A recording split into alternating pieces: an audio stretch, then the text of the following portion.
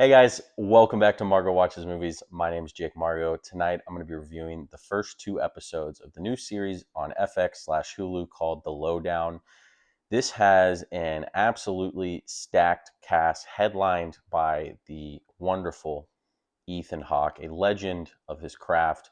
I think Ethan Hawke is an absolutely phenomenal actor. I think he elevates any project that he's in. And to see him having such a wonderful time in this role, a role that he's going to get to chew on for 8 to 10 episodes, whatever the season's run ends up being, I am immensely excited about. I think that this show has so much going for it.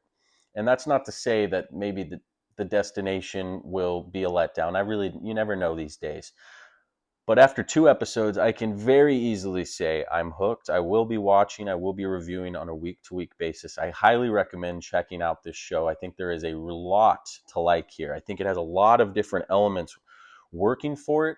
It's juggling multiple genres, and it does it with a real relative ease, I think.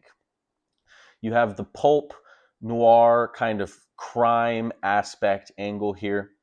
You have Ethan Hawke playing a very low rate, down on his luck journalist who seems to have no care about anything in life. He has an old van. He lives in an attic above a bookshop, a used bookshop he owns in a rundown, or at least portrayed as rundown, city of Tulsa. I've never been there. Maybe someone who lives there can tell me if this is an accurate portrayal, but it does appear that the series is showing this place as impoverished and a bit dumb, and some of that's played, to like a race angle. Um, some of it's played with this religious aspect, and we're kind of used to Hollywood uh, kicking the air out of religion at this point. It's been done to death. I don't find that like the satire of that the satire aspect of this show to be as good when it comes to the religion angle. But that's a small minor gripe. I don't find it to be offensive. I'm not like complaining about it or anything. Just my 2 cents. But on the flip side of where I'm describing the portrayal of this city is this impoverished kind of rundown city. He also, the creator of the show, who was the showrunner writer for Reservation Dogs, which I've heard really good things about. He does imbue this sense of community into the city. And I feel like Tulsa itself does act like a character in this show. And people seem to know each other, neighbors know neighbors. And what is intriguing to me, besides the multiple genres, again, that it's juggling with ease, is you do have a very engaging kind of mystery story going on, starting off on the very first scene, capturing your attention in a really good way, and then really never letting go, never letting the foot off the gas for the first two episodes, and building momentum, and turning the story along with story beats that seem to make sense. A couple coincidences, but they do make sense in the sense where he sets up Ethan Hawke as this lover and purveyor of old books. So certain plot points that happen do feel organic to me, and they unravel naturally, as you would want in any good story. You don't see characters making dumb decisions. And I say this as someone who just finished watching and reviewing 8 episodes of Alien Earth, a promising show riddled with dumb character decisions. I don't see that in this show. And on top of Ethan Hawke leading this stacked cast, you have Peter Dinklage, you have Kyle MacLachlan, Agent Dale Cooper from Twin Peaks, one of my favorite TV shows of all time. You have Janine Tripplehorn. You have Tim Blake Nelson. You have Keith David. I mean, it's an absolutely stacked cast, and it has this kind of Coen Brothers feel to it, with a little bit of that whimsical kind of abrasiveness of Twin Peaks. And it's all coalescing, at least in these first two episodes, into something that is very intriguing to me. And there's a lot of humor as well. There's definitely a few moments where I actually laughed out loud. There's quite a bit of chuckles. I think it's well balanced. It never really detracts from the tension, but sometimes in a tense situation, there is a well-placed joke.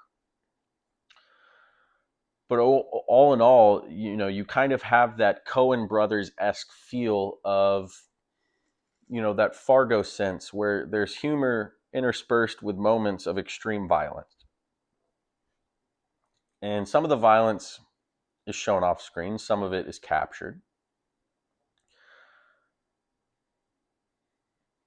And it all just adds to this unique flavor of a television show. The Lowdown to me is kind of a must-watch show, at least how it feels the first two episodes. I think there's a lot here to like. I think there's a lot of different flavors for a lot of different types of viewers. And it's unique. It's unique in the TV landscape of this year. It's a show we haven't gotten in quite a while. It feels, a tiny bit like Fargo TV shows, more funny, more with its own distinct vibe. And the conspiracy angle of this has me intrigued. The story that Ethan Hawke's low-rate journalist is chasing has me intrigued. And I'm just excited to see where this show goes. So I wanted to recommend it to you guys. I think it's well worth a watch. The first two episodes are out now. Subsequent episodes will release on Wednesday per what FX was stating. And if you want to join the journey with me, catch these reviews after every episode. I'll start doing review and minor recaps upon subsequent episodes. I really just wanted to do a review, but for these first two episodes, this is an easy 8.5 for me. There's high quality here, and you just have a mesmerizing Ethan Hawke performance who's just loving every minute of himself being on screen. You can tell he's had so much fun with this character. And to get an actor of his stature and give him all this depth and space to flesh out these dimensions into his character, I'm really excited to see. And again, the rest of the cast is stacked. The story is engaging and consistent and smart. It's pulpy. It's comedic. There's bits of drama. There's real tension. There's some violence. I think it just hits a note in every category for every bit of person that likes serious prestige TV shows, and this is certainly one of them. So 8.5 for me for the first two episodes. We could get some real bangers here as the season moves on. It's definitely going to feel like a show for me that's about the journey more than the destination. We'll see how it ends, but for the first two episodes, I'm highly, highly engaged and I'm highly on board, and I recommend watching it. So let me know what you guys thought in the comments below. Give me a like if you liked the video, if you're new to the channel and you liked what you heard. I'd love to subscribe. But other than that, guys, thanks for tuning in. My name is Jake Margo. We'll see you next time.